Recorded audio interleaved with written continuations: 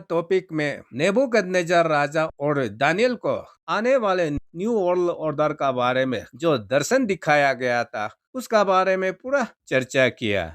और आज मैं आप लोग को बताने वाला हूँ रिविलेशन किताब में परमेश्वर ने जॉन को भी ये न्यू वर्ल्ड ऑर्डर कैसे आएगा उसको जानवर को इस्तेमाल करते हुए दिखाया गया है।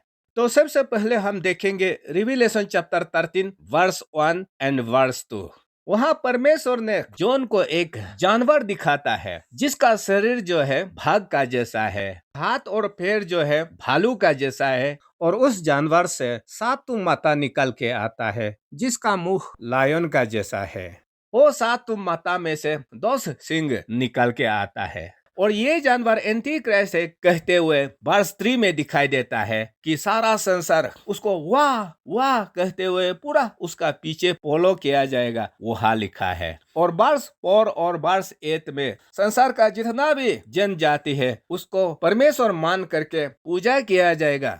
और वर्स 5 और वर्स 7 में वो सारा संसार को अकेला राज करेगा, वहाँ पूरा लिखा गया है। इसलिए रिविलेशन चैप्टर 13 वर्स 1 और वर्स 2 में जो जानवर जॉन ने देखा है वो एंटी क्राइस्ट है। फिर रिविलेशन चैप्टर 17 वर्स 3 और वर्स 7 में और एक स्कारलेट कलर का जानवर दिखाई देता है जिसका 7 माथा है और उस 7 माथा में से 10 सिंग निकल के आया हुआ है। ये जानवर भी एंटी क्राइस्ट को दर्शाने के लिए कहते हुए वहाँ वर्स 8 में क्या कहता है, उसको देख करके सारा संसार लोग वाह वाह कहते हुए उसका पीछे फर जाएगा और फिर वो सारा संसार को अकेला राज किया जाएगा कहते हुए वर्स 12 वर्स 13 में लिखा गया है।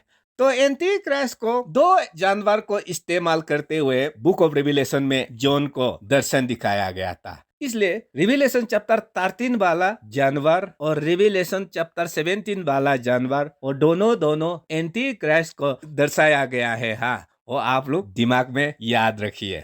तो मैं अभी आप लोग को बताऊंगा वो एनिमल का शरीर से जो 7 माथा निकाल के आया वो 7 हेड्स क्या को दर्शाने के लिए, उसका विषय में तो बाइबल में क्लियर आंसर दिया हुआ है। दानियल चैप्टर 7 वर्स 6 में क्या लिखा है, वहाँ दानियल को परमेश्वर ने एक भाग को दिखाता है और भाग को दिखाते हुए ये ग्रीस एम्पायर है वो आगे जाके आंसर देता है। वो भाग को जब देखता है तो वो भाग का शरीर से कितना तो माथा निकल के आता है, वहाँ लिखता है 4 तो माथा एक बाघ का शरीर से निकला हुआ है।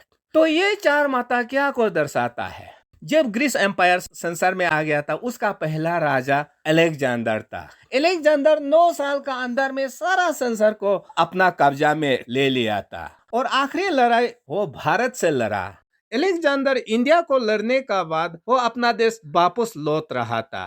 वापस लौटते समय वो आधा रास्ता में अलेक्जेंडर बीमार हो गया और मर गया। लेकिन अलेक्जेंडर का अपना बेटा नहीं था, अपना बेटी नहीं था, इसलिए वो मरते ही उसका जो सिंहासन है अपनाने वाला अपना कोई नहीं था, जिसके कारण से अलेक्जेंडर मरने का बाद ग्रीस एम्पायर को 4 किंगडम में बंटवारा कर दिया गया था और वो 4 किंगडम को उसका 4 आर्मी जनरल अपना अपना हिस्सा को लेते हुए चलाया। तो इसलिए वो जो भाग का शरीर से 4 तो माता निकला, वो 4 तो माता क्या को दर्शाता है, 4 किंगडम को जो अलेक्जेंडर मरने का बाद 4 हिस्सों में ग्रीस एम्पायर को बांधते हुए आर्मी जनरल लोग चलाया था। तो उसी प्रकार रिविलेशन चैप्टर 13 का जानवर में, रिविलेशन चैप्टर 17 का जानवर में जो 7 माथा दिखाया गया है उसका जवाब रिविलेशन चैप्टर 17 वर्स 10 में लिखा हुआ है कि these 7 heads are 7 kings।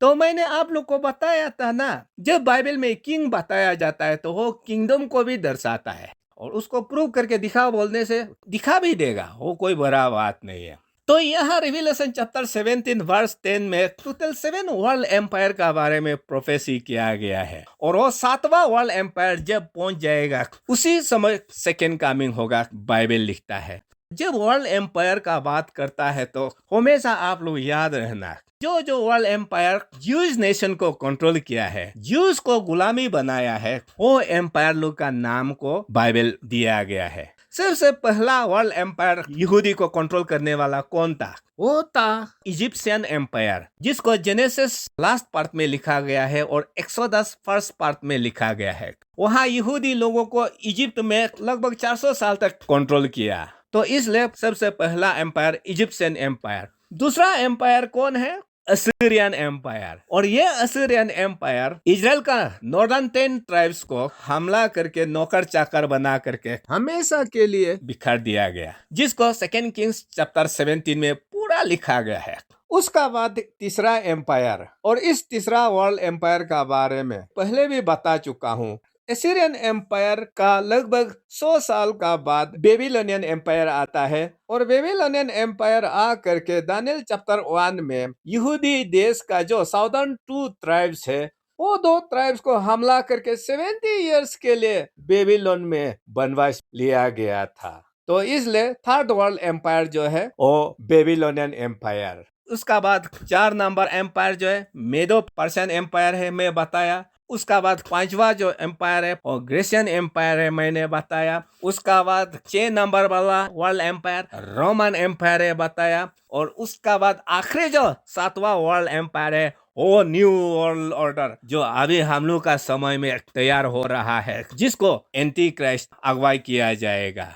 तो इसलिए रिविलेशन चैप्टर 17 वर्स 10 में These 7 heads are 7 kings, और वहां जॉन को ये बताया गया था कि 5 राजा जो है गिर चुका है और 6 नंबर वाला राजा अभी मौजूद है, वहां लिखता है।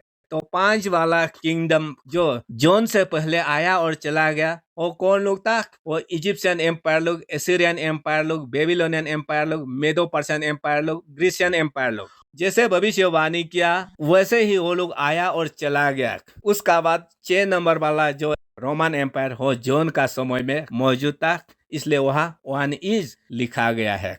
और उसका बाद another is yet to come, वो लिखा वाला वो न्यू वर्ल्ड ऑर्डर जो 7वां नंबर है। और ये 7वां नंबर जो न्यू वर्ल्ड ऑर्डर है वो आने का बाद just for a little while, यानी कि थोड़ा समय के लिए उसका सरकार होगा, वहाँ लिखा हुआ है।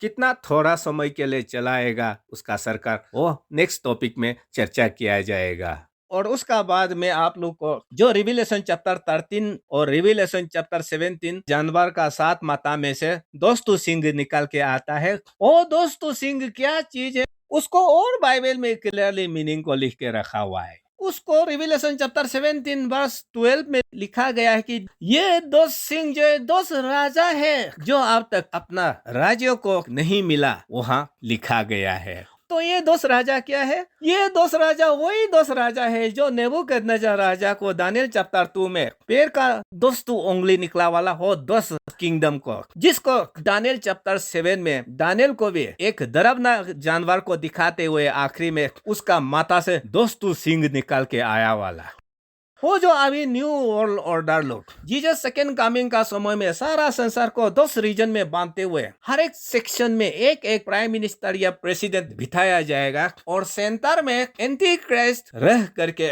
सारा संसार को एक गवर्नमेंट सरकार बनाया जाएगा। वो जो अभी काम कर रहा है उसका विषय में बोल रहा है बोल के मैंने आप लोग को बताया। इसलिए रिविलेशन चैप्टर 17 वर्स 13 में भी देखिए, तो यहाँ जब वो एंटी क्राइस्ट का सरकार आएंगे जो सारा संसार को 2 हिस्सों में बांटते हुए सरकार बनाया जाएगा, उसी समय हो 2 राजा एंटी क्राइस्ट को फुल अथॉरिटी और पावर दिया जाएगा। मालिक आपका हिसाब से चलाओ, आप जो बोलेगा हम लोग उसको एग्जीक्यूट करेंगे कहते हुए वो एंटी क्राइस्ट और हो 2 राजा एक दिल होगा, एक मन होगा, ऐसा करके सारा संसार को एक सरकार चलाएगा। वहाँ बाइबल में पूरा लिखा हुआ है। तो जैसे दानियल चैप्टर 2 में 2 पैर का 2 उंगली का समय में सेकंड कमिंग होता है, और दानियल चैप्टर 7 में वो 2 सिंह राज्यों का समय में जीसस क्राइस्ट आता है, उसी तरह बुक ऑफ रिविलेशन में भी जीसस क्राइस्ट का सेकंड कमिंग कब होता है वहाँ लिखता है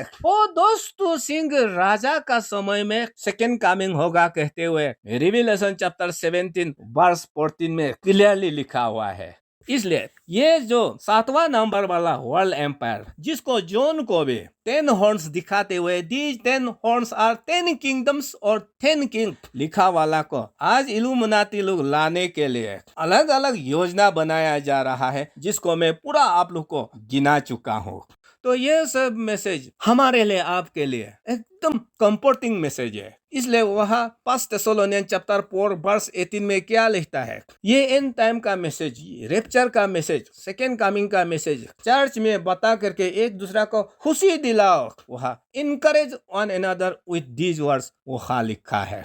और 1 थेस्सलोनियन चैप्टर 5 वर्स 1 से लेकर 10 तक एंड टाइम का बारे में बताते हुए वर्स 11 में क्या लिखा है, comfort one another with these words. ये एंड टाइम मैसेज जो है लोगों को खुशी देता है, आशा देता है कि हमारा परमेश्वर आने वाला है हमें रेप्चर करने के लिए, जिसको जॉन चैप्टर 14 वर्स 1 2 3 में I will come again and receive you to myself, जिसको 1 थेस्सलोनियन चैप्टर 4 वर्स 16 17 में जिंदा जिंदा उतारा जाएगा वहां लिखा गया है। तो ये सब मैसेज तो कंफर्ट देगा ना, खुशी देगा ना, आशा देगा ना, इसको लोग मालूम होगा तो पाप में नहीं जिएगा। ये मैसेज जब लोगों को पता चल जाएगा कि कुछ ही साल के अंदर यीशु आने वाला है, इसीलिए तो उसको 1 जॉन चैप्टर 3 वर्स 1 to 3 में ये यीशु आने वाला मैसेज जब लोग मालूम चलेगा वो लोग अपना आप से शुद्ध हो जाएगा। तो एंड टाइम मैसेज में लोगों को शुद्ध जिंदगी जीने का शक्ति मिलता है। तो इसलिए आपका शुद्ध के लिए, आपका खुशी के लिए, आनंद के लिए ये मैसेज बताया जाता है। बाद में सेकेंड कमिंग रेप्चर होने का बाद अरे हम तो ये सब इतना हमारा समय में होगा बोल के मालूम नहीं था, कोई भी यीशु को उंगली नहीं दिखा सकता, क्योंकि मैं आज आप लोग को पूरा बता रहा हूँ। तो नेक्स्ट में मैं आप लोग को बताऊंगा एंटी क्राइस्ट संसार में आके वन वर्ल्ड गवर्नमेंट बनाया जाएगा, और वो वन वर्ल्ड गवर्नमेंट कितना साल के लिए चलेगा उसका विषय में पूरा चर्चा करूंगा। तब तक के लिए प्रभु आप सब लोग का साथ आशीष बना रहे। धन्यवाद।